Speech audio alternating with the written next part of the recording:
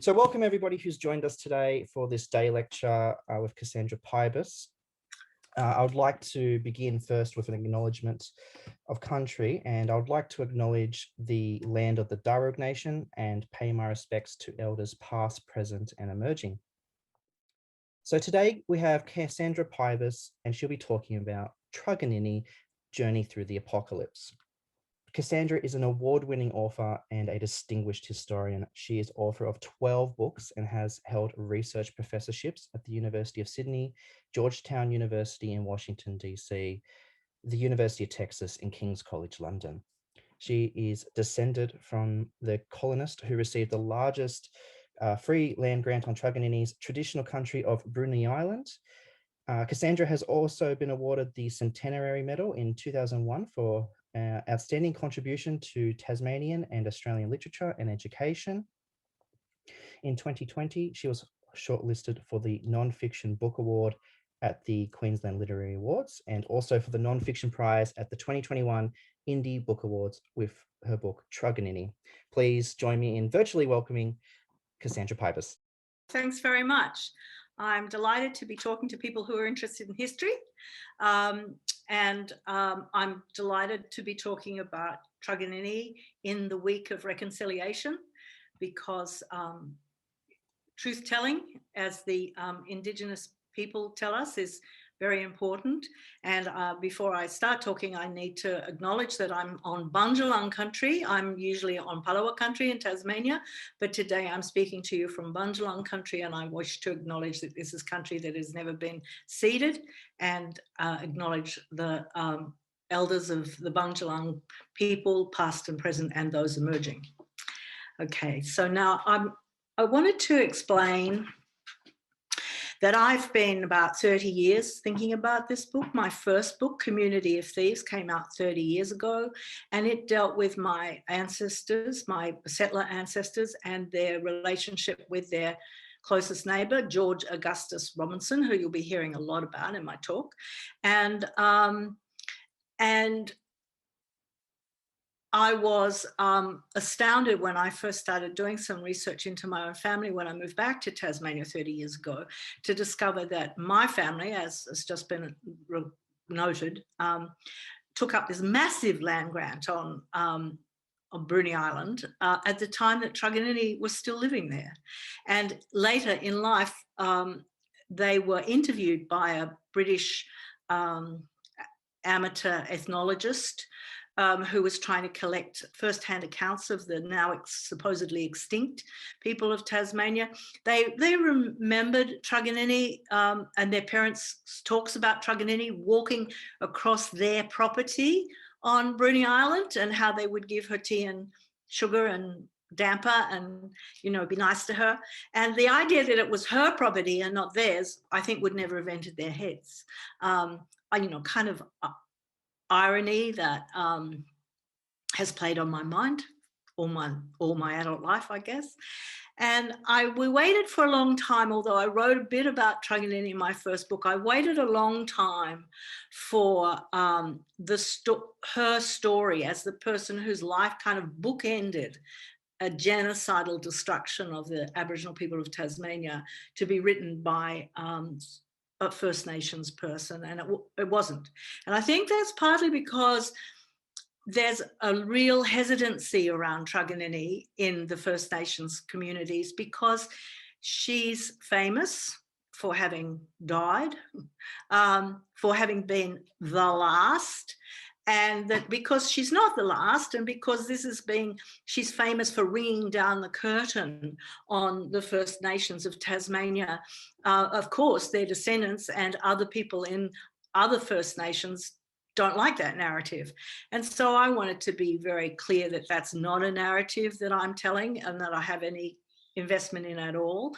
I do have, however, an investment in the shocking destruction of the First Nations of Tasmania, and the extent to which I focus on Truganini is not because I see her as the last, because clearly she wasn't, but because her life kind of bookends that shocking moment in history, which is an apocalyptic moment, as I suggest in the title of my book, and something that is pretty well unrivaled in modern history.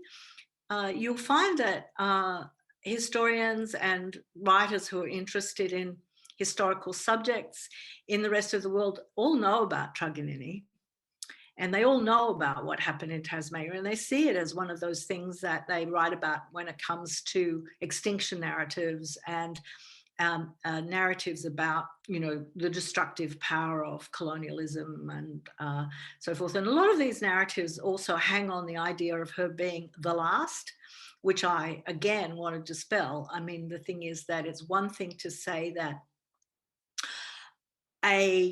people who have occupied the island of Tasmania for at least 25,000 years, maybe quite a lot longer, uninterrupted and uncolonized, should be extinguished within a matter of a couple of decades is shocking beyond belief.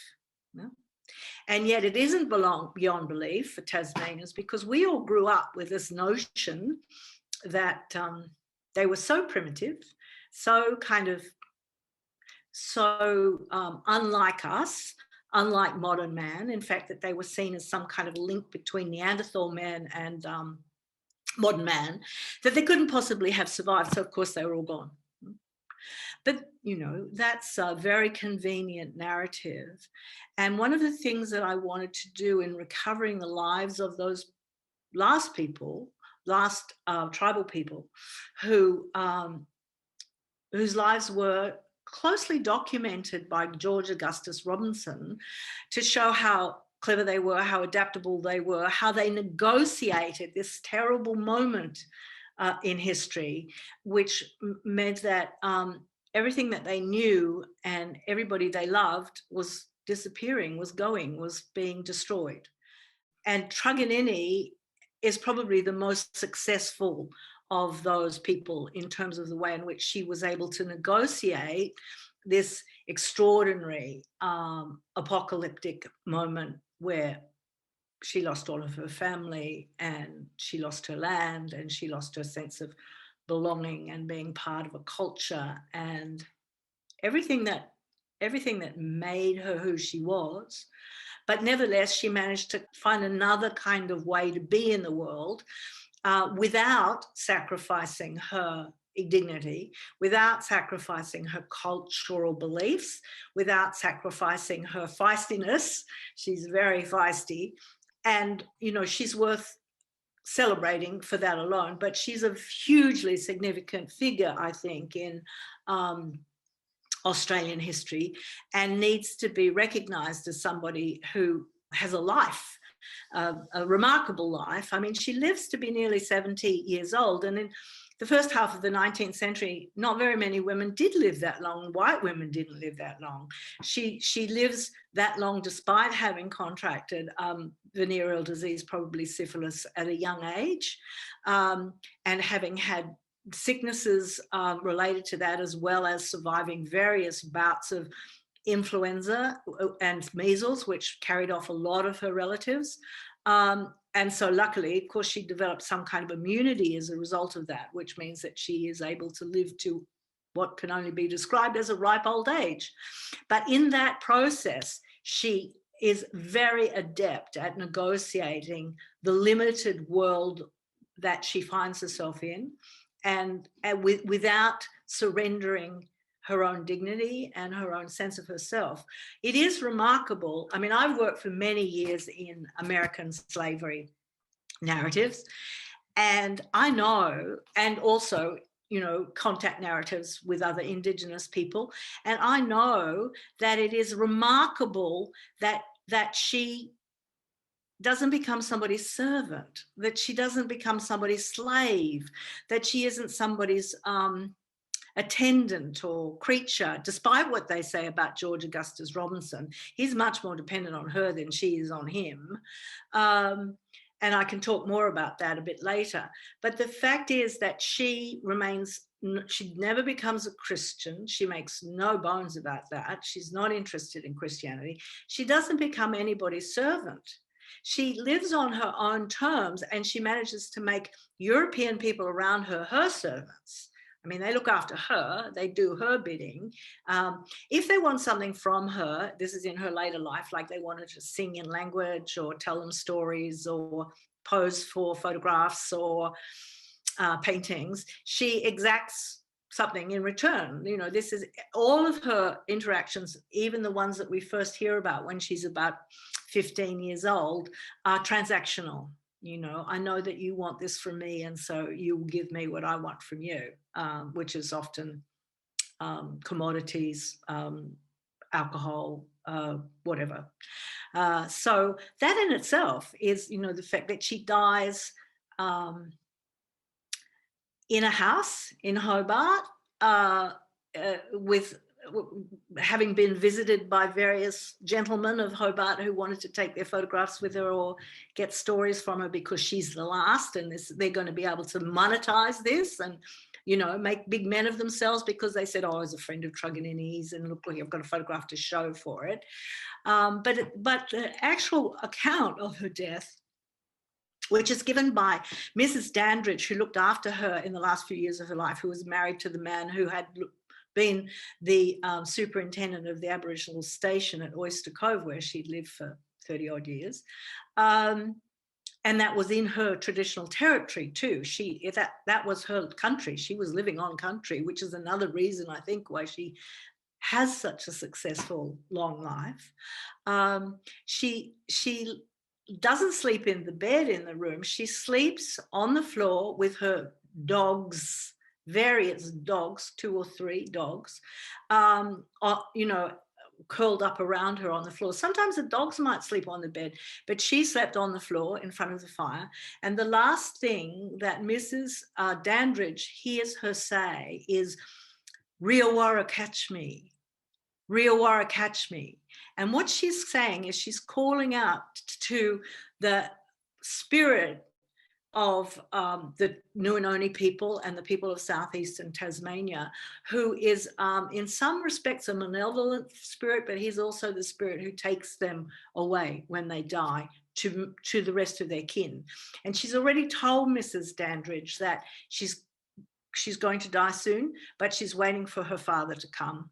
She's waiting to see her father, and then she will go to him. And so this is this woman who's been positioned in our understanding of it, because we see these photographs of her wearing Victorian dresses and in a Victorian house in Hobart, that this is the idea that she's somehow been acculturated to Western society and to become part of, you know, Mrs. Dandridge's household.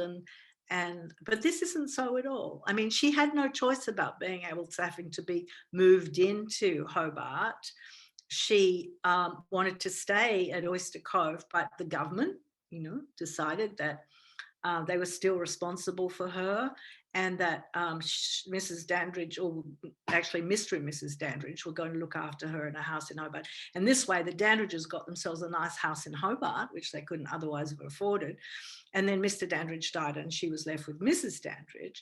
But before Dandridge died, he wrote to the Colonial Office and said, you have to organise for her to go back to Bruny Island.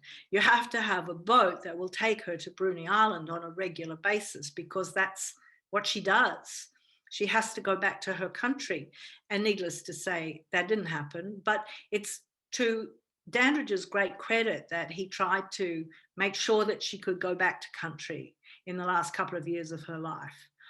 But so she was trapped in Hobart, and trapped with her gentleman callers, as they call these would-be historians who wanted to be immortalised for being with Truganini in her last months. But I don't think, you know, you get the impression that she holds them in contempt, really. She hasn't got much time for them. She's not interested in cultivating close friendships with certainly not with men. She's interested, as a younger woman, she was interested in cultivating sexual relationships with them, all right. But she has got close friendships with settler women, particularly women who were children at at the Oyster Cove settlement who were the children of men who were employed there. And then they grew up and had their own children. And she was very close to those colonial women and told them things about herself, which no one else knew about. And of course, nobody bothered to ask them. You know, it was much later that this same anthropologist or ethnologist from England came out and asked everybody who lived at Oyster Cove what they could remember. That you get these stories about Truganini playing with their children, and they ring true, these stories, the things that she says and what she cares about. And also she gives them bits of language, and so they've been able to supply, you know, historians working with the Tasmanian Aboriginal Centre, words of language, which have been very helpful in the development of the Palawakani language, which has now been developed in Tasmania as a way of giving a kind of common language to place names in Tasmania, and welcome to country, and all the things that kind of unite First Nations people in other parts of Australia. So now I've sort of begun at the ending, really, because I suppose that's what most people know about her, and maybe that's what most people have seen in terms of portraiture or pictures, the photographs of her at the end of her life. There is, of course, some wonderful pictures of her as a young woman, unfortunately been mislabeled for a very long time. That the picture of Truganini that was done as part of a whole series of drawings by Thomas Bock of Robinson's Aboriginal companions has mislabeled one of them was Truganini. If you look at my book, you'll see the actual picture of Truganini. She's the one wearing this shell necklace. She is always wearing a shell necklace. This is the one way you can always identify her. The shell necklaces, for reasons that I can only guess at, are of huge significance to her. And she is a master or mistress, or whatever word you want to use. She's an expert of making shell necklaces. And Robinson used to take the shell necklaces to his patrons, like the governor and the governor's wife and things like that, as a way of ingratiating himself, and also just, you know, showing that these people were very talented and understood about creativity, understood about making things, and they weren't, you know, somehow like less than human. And the interesting thing about him is that he's someone who genuinely does see them as complex human beings. So now, when I decided to start writing about this woman who'd been on my mind for such a long time, the question was, how do I disentangle her from all the kind of mythology that's grown up around her since she died? Starting with these men who wanted to go and get their photographs taken with her and say, oh, well, you know, I knew Truganini and she told me this and she told me that and she told me this story and that story. And those stories, despite the fact that they've got really no credibility once you start digging down into them, have become the sort of staple of the narratives that you'll find on the web about Truganini. And the first thing I wanted to do was undo those kind of narratives, dig down into that. See, is there any evidence for this? Is there any way that this could be true? And in most cases, I came to the conclusion that these were just narratives that have been developed in order to fill out the pages of the newspapers. And they're always narratives about the violence that is being done to her, mostly sexual violence. And I'm very familiar with this kind of narrative. I've seen it in the United States. There's a fascination with the violence that is done to the Black body. There's a whole term for it in America now, just kind of, you know, kind of a form of trauma pornography. And I think, you know, isn't that interesting that the story that people want to tell about this remarkable, once very beautiful woman is a story about her being raped and beaten and generally abused, instead of making her own life and being very happy living in her own country and being able to get the Europeans around her to do her bidding and to take her to Bruny Island every time she wanted to go,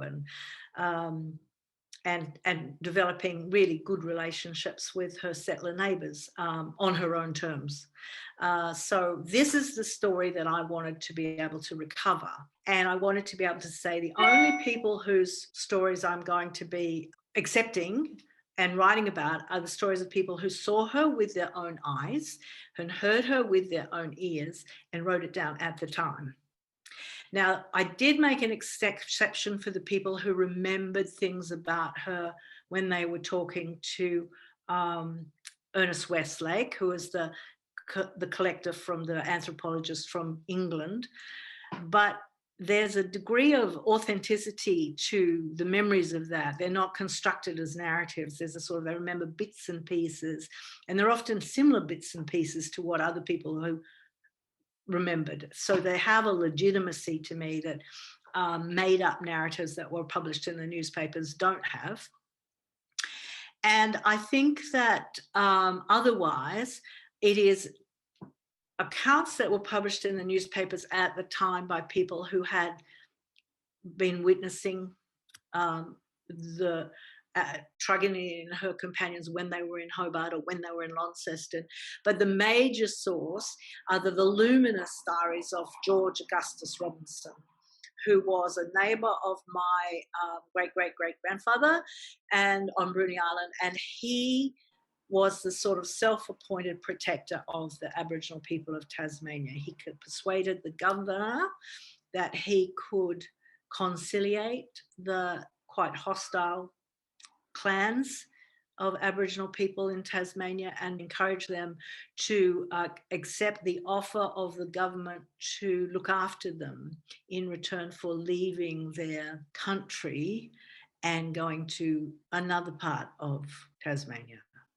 I don't think it was never made clear that that other part of Tasmania would be a very distant offshore island when Aboriginal people hadn't lived for thousands and thousands and thousands of years. But that process took about 5 or 6 years of traveling around Tasmania, and Truganini and her husband Waradi were two of his key guides in that process. And as they moved, and they also had a number of other people who had been arrested as part of the Black War that had been going on and were in jail in Hobart and were allowed to go with him also as kind of people who might speak the language of or have a way of talking to other clans that he met. Now, these people stay with him for between 1830 to 1836, and he minutely watches them. He notes what they do. He pays attention. He believes that they are complex human beings, and he's really interested in them. And he takes part of their nightly corroborees. He listens to the stories that they tell. He learns their language as best he can. He has a real ethnographic engagement with them. And so even though his stated aim, as opposed to what he might emotionally feel, is to, conciliate them and turn them into good Christian servants, workers, whatever, some kind of lower class labouring force, but mostly Christian, because that's what the governor, George Arthur, who's an evangelical Christian, intends, and that's something that they share in common. And so he, unwittingly, I think, is sometimes a very, very good observer of behaviour that is contrary to what he thinks it is. So you get to see, or I believe that that's what I'm looking at, this kind of a pattern of behaviour which is a way of negotiating the best possible deal that they can get for themselves out of this terrible circumstance. And so to that extent, my book is about her, but it's also about her companions. Now, she lives much longer than they do. And so a group biography would have to end by about 1834, whereas a biography of her can go right through to 1876. So even though it is focused on Truganini, there's a lot about other First Nations people from Tasmania as well. I haven't set out to write this book as a piece of biographical history. It is being talked about. I think, you've got to find a place to put a book in the bookshops. So biography is one of the kind of categories that the book has been slotted into. It is not in any way a traditional biography, because it can't be, because I have no access to her. I have no access to what she thought. I have no access to, much about what she said even. I mean, Robinson is interested in what she's doing, and sometimes he repeats what she said, and that's usually very tart commentary indeed. I mean, she I think she thinks he's a bit of a fool, but she's loyal to him nevertheless, because he's her protector. I mean, he genuinely is. I think all of these people understand that if they didn't have him with them, they'd be shot, or that life would come pretty quickly to an end one way or another. But at the same time, she's only rarely is what she said written down, what she says. I mean, they talk in language, and they talk in a kind of hybrid language too, that he doesn't necessarily have that much access to. And so, of course, she doesn't keep a diary. He keeps a diary, thank God. But and also as a non-Indigenous person, I don't really have access to the culture that I don't, as a woman who is descended of settlers, who has no kind of cultural or genetic connection to the First Nations. I'm not in a position to attempt to get into the interior life of this subject. I wish I could, but I can't. One of the things I've been trying to encourage people with First Nations creative people to do is to think about a film or a TV series, because she needs to be emotionally rounded out. She needs to be made into a fully developed character, and this is a work of fiction. And so I'm not a fiction writer, and B, it would not be my place to do it. Now, there was a question. Did I see a question there?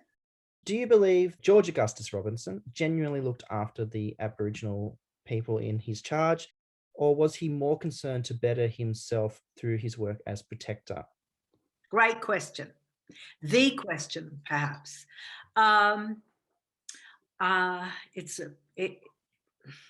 He's an incredibly complex character. He must be one of the most complex characters I've ever come across.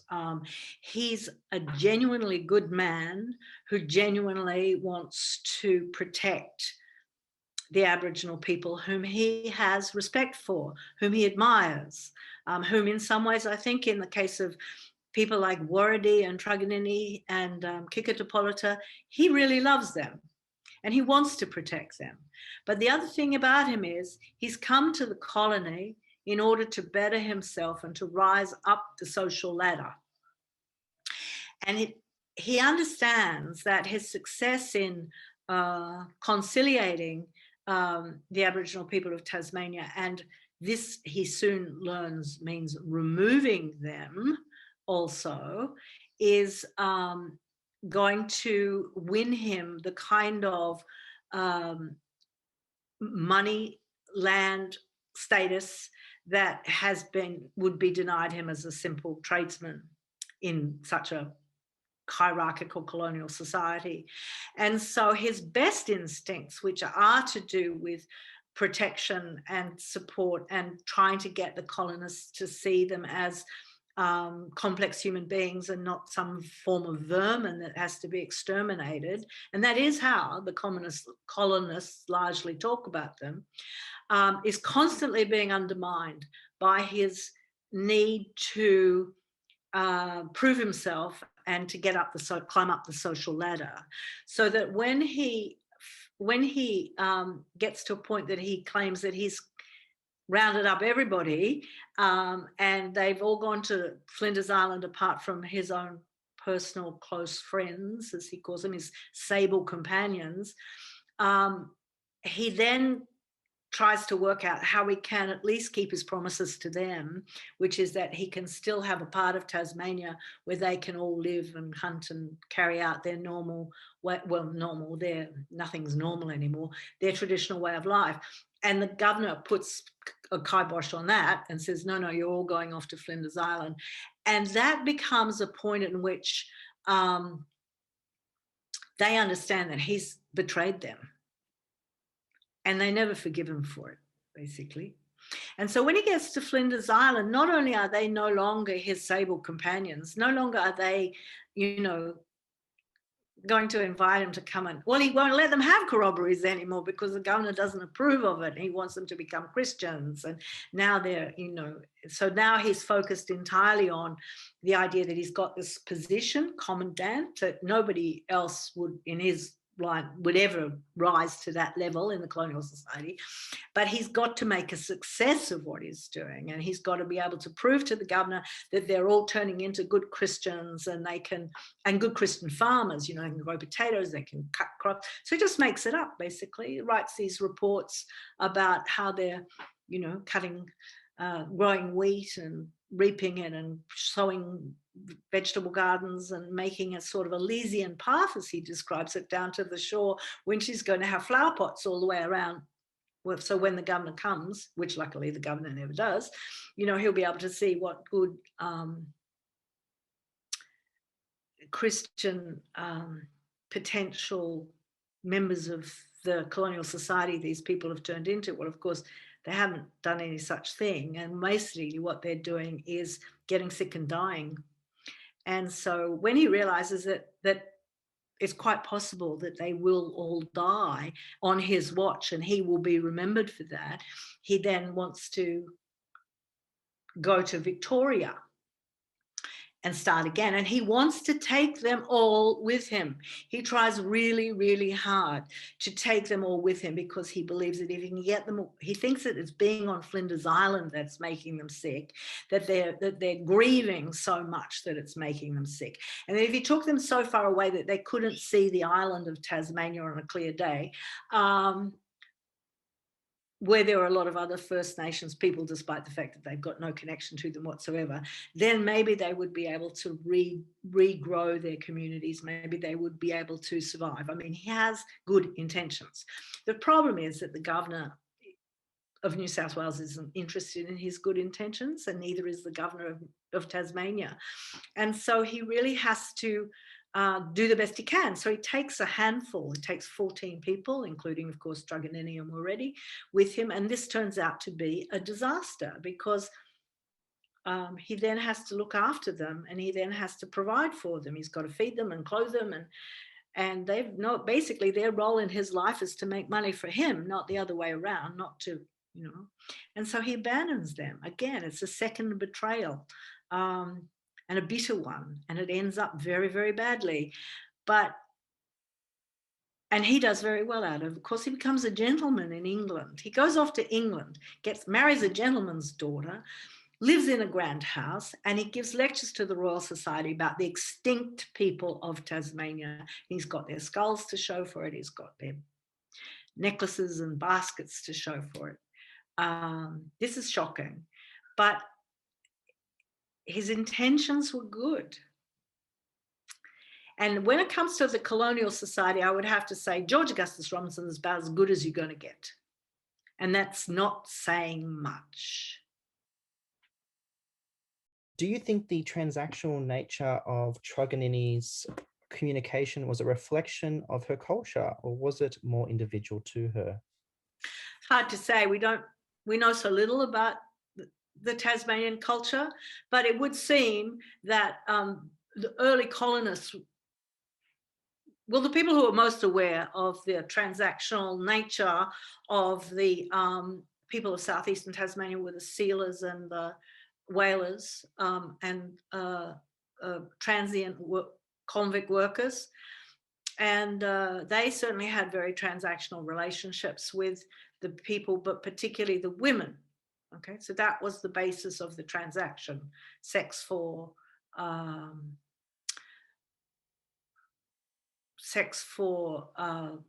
commodities. And the men, it would seem, were quite prepared to go along with this.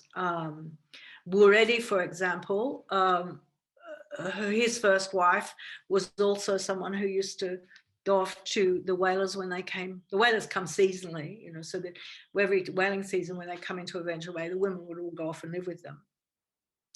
And this is something that the men seem to take into their factor into, because they by this stage they've all largely become addicted to sugar and tea, and a bit later on they also become addicted to alcohol, but it tends to be sugar and white flour and tea at that stage. And so it is transactional.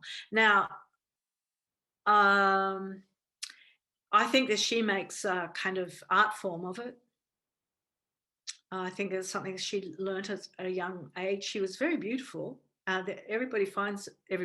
She is found to be very desirable by a lot of men, both Aboriginal men and colonists and whalers and sealers, and that she's very aware of that, and she makes use of it. And Buredi, who's a very jealous husband, is not jealous of the white men. It's only the other Aboriginal men that he's very concerned about, and he's very concerned about them. And so he's not interested in transactional relationships with them. So again, I think that it is in some ways a way in which it can't be cultural, because they've had so little people to be transactional with before the colonists arrived. They had next to nothing to do. I mean, Cook comes and goes. The French, they do have some transactional relationships with the French, but wary. So we don't know how transactional their culture is basically, I suppose, what I'm getting to. But I think that Truganini develops into an art form, really. And I want to say that she's not a victim of male desire, to the extent that she's that she's engaging in an exchange. You know, we don't often, I mean, we've learnt not to talk about Polynesian women as necessarily victims of white male desire. And I think we need to start maybe thinking about that in relation to First Nations women too. Yeah. I'm intrigued to discover that in 1914, a family home in Sydney was called Truganini. Do you know how usual this naming was? How would you interpret it? Oh, there's lots of places named after Truganini or Truganana, because of course the name was spelt all kinds of different ways. At the time, one of the gentlemen who went to visit her a couple of times and had a photograph taken with her, which is reproduced in my book, where he's standing over her with his arms folded and looking down on her. It's a wonderful photo. He called his children Mathina and Truganini. Interesting. There is, yeah, so she was on a postage stamp, I think in the 1960s, maybe, I'm not sure, can't remember when. But yeah, I mean, you will find if you go searching that there's lots of places named after Truganini, because if you had this sentimental notion about First Nations people, like they're all gone, but you know, you want to somehow recognize them or somehow give them some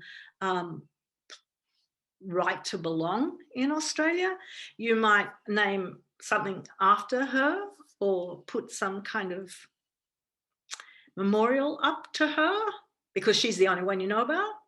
I would like to see these yeah, so I don't think there's anything behind it at all, except a sort of sense of vague regret. And my own view is that I think that we should go right around the country naming everything that we can name by its First Nations names.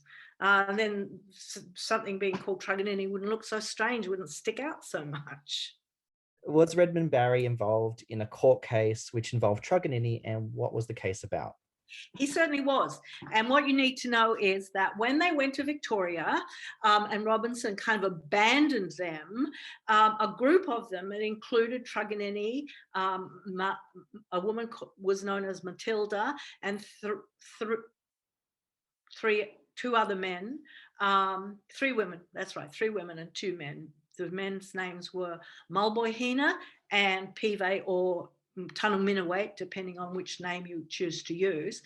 And they went right down to the end of Western Port. And the reason that they went there, I believe, and I've got the evidence to prove it, is that they were looking for their companion, whose name was Luckley, and who had disappeared down there a year before. And they had reason to believe, because the settler had told them, that he'd been shot by the one and only settler who lived down there. And so they went down looking for Lackley, and they basically encountered the one and only settler who was living down there, whose name was escaping me right now. But the fact of the matter is that they had formed the view that this man had killed their friend, and that they did attempt to kill him, and unsuccessfully. And then they kind of ran off into the bush and were at large for quite some time, until they saw 2 men whom they took to be the man that they wanted to kill and his son-in-law, and they shot them dead. And they turned out to be just whalers that were coming back from the whaling station, had nothing to do with them. And they killed them in cold blood. They were unarmed. They weren't actually tracking them down at all.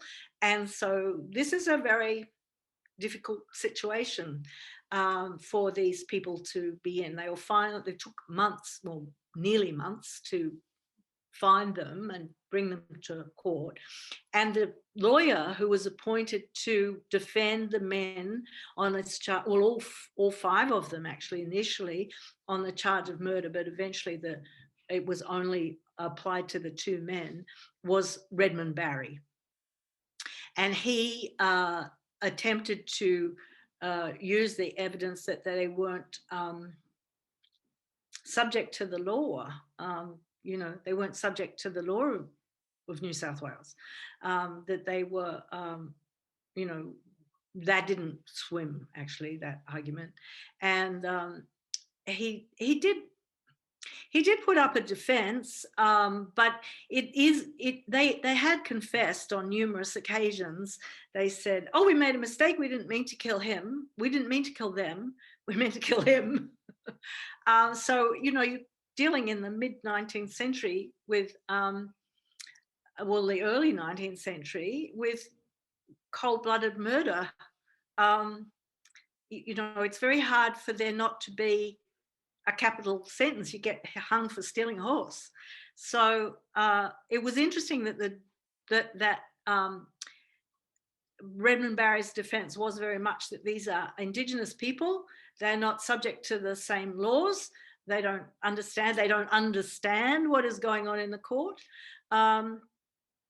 And that the jury also recommended mercy, that they acquitted the women and they recommended mercy for the men. But of course, when it came to the governor's approval of the recommendation of mercy, he wasn't going to give it to them, because basically you couldn't have a situation where you wouldn't execute somebody for such a serious crime. As the judge said to George Augustus Robinson during that trial, they would hang just for shooting at the first man that they shot at.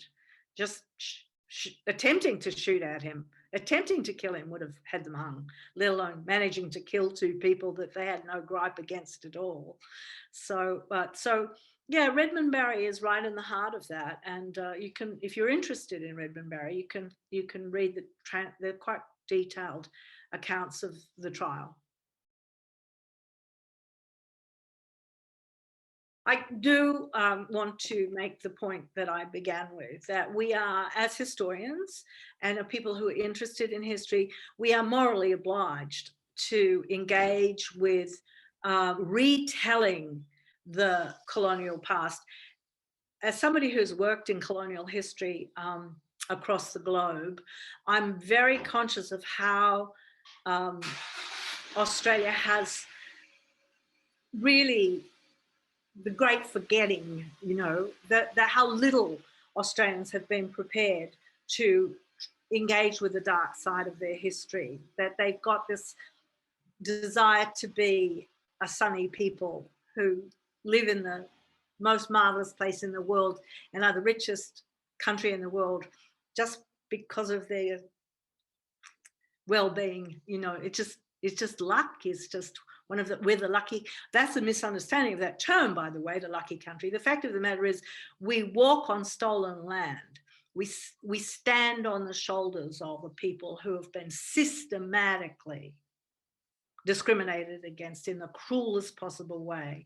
We owe them a lot, and they are very generous in that they don't ask all that much of us, rather that we recognise that they are the first Australians and that they need to have a special consideration in our national narrative.